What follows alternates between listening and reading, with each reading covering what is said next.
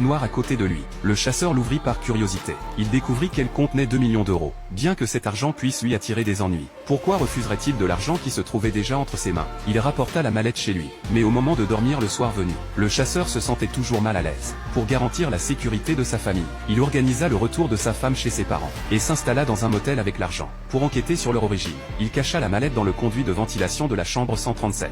Il remit ensuite le conduit d'aération en état, et ouvrit délibérément la chambre adjacente 138.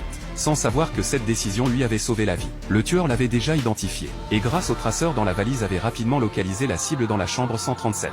Cependant, après plusieurs heures de recherche, le tueur ne parvint pas à trouver la valise. La mallette avait été déplacée dans la chambre voisine par le chasseur. En remarquant les éraflures dans le conduit de ventilation, le tueur comprit que sa cible était très intelligente. Néanmoins, il refusa d'abandonner la poursuite.